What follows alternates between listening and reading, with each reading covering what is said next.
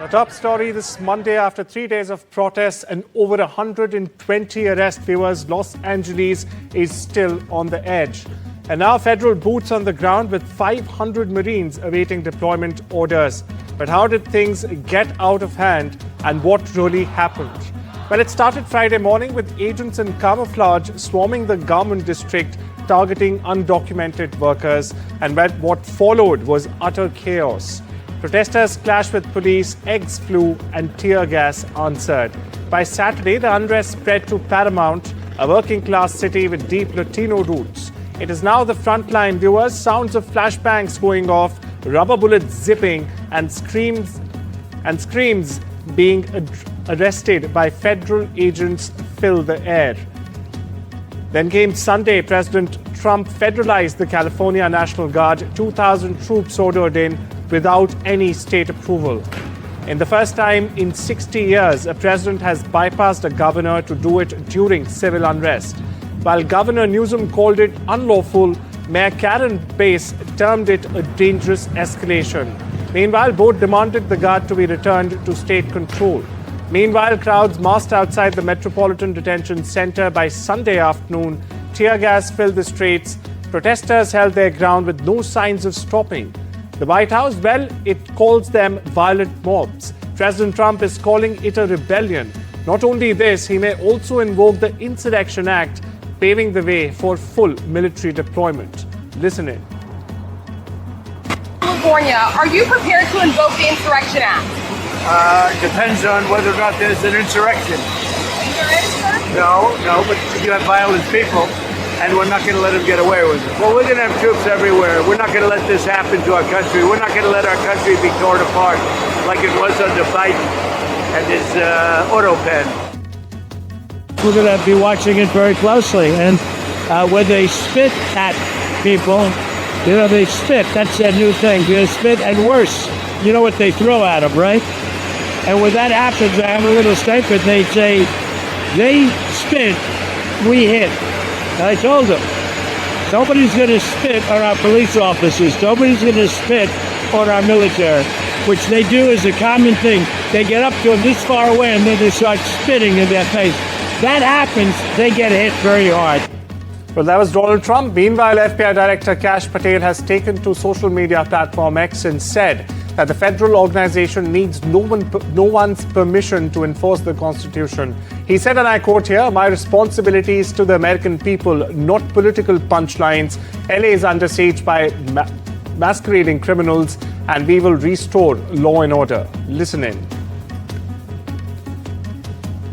Moving on, Mayor Karen Bass noted that the First Amendment allows residents to protest peacefully but does not grant demonstrators the right to violence and, in fact, to vandalize property, and those types of actions will not be tolerated. Here's what she said. Deploying federalized troops is a dangerous escalation, but we need to be real about this. This is about another agenda. It's not about public safety. There's clearly no plan, and there is clearly no policy. I want the people of Los Angeles to know that we stand with all Angelenos, no matter where you were born. And several Waymo self-driving cars were set on fire and destroyed by protesters in downtown LA. The incident occurred as U.S. Northern Command announced that approximately 500 active duty Marines are on prepared to deploy status in response to the ongoing unrest. Approximately 500 Marines from the 2nd Battalion, 7th Marines at 29 Palms, California, are prepared to deploy status should they be necessary to augment and support the DoD's protection of federal property and personal efforts. My colleague Vishal Vivek joins us the latest on this story. Vishal, what's the latest you're picking up, and how close are in fact the 500 Marines to being deployed? Well, that is correct. And the latest is that the downtown area of Los Angeles has been declared an unlawful assembly area. So that is the latest we're picking up. So that means protesters who have been scrambling, who have been creating ruckus in that area, they won't be allowed to do so, and there will be strict measures against them. You already mentioned that 500 Marines, US Marines, are on standby to deploy.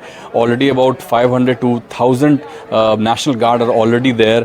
which the current local administration there, especially the governor of California, has termed unlawful and said that they will file a counter lawsuit against the central administration. So that remains to be seen.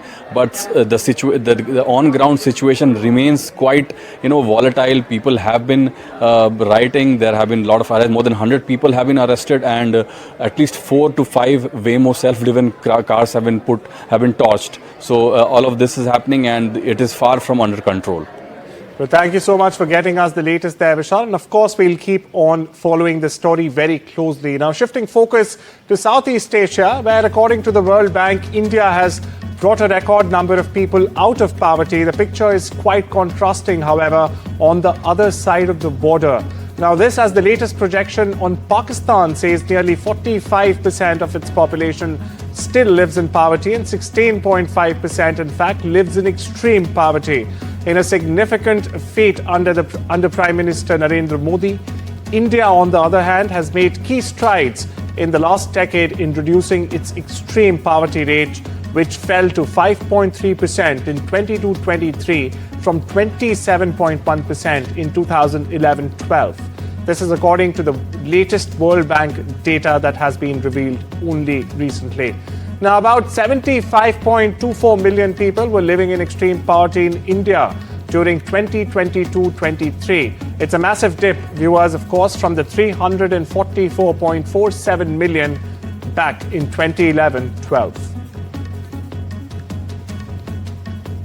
In West Asia, Israeli forces stopped a Gaza-bound aid boat and detained Greta Thunberg and other activists who were on board early Monday. Now, they were enforcing a long-standing blockade of the Palestinian territory that has in fact been tightened during the war with Hamas. The Freedom Flotilla Coalition, which had organized this voyage, said the activists were kidnapped by Israeli forces, while trying to deliver desperately needed aid to the territory. Meanwhile, Israel's foreign ministry cast the voyage as a public relations stunt or a PR stunt, viewers, saying in a post on X that the selfie yacht of the celebrities is safely making its way to the shores of Israel. It said the passengers would be returned to their home countries and the aid would be delivered to Gaza through established channels.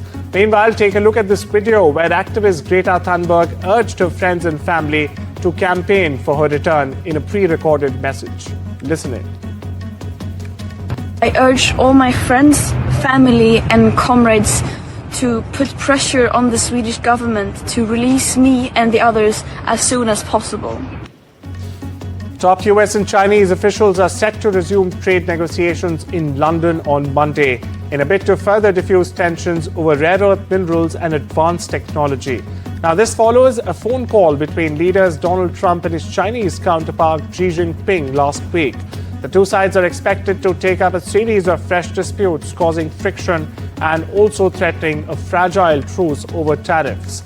The two countries have exchanged barbs over advanced semiconductors that power AI, rare earths that are vital to car makers and other industries, of course, and Trump's ban on visas for Chinese students at American universities.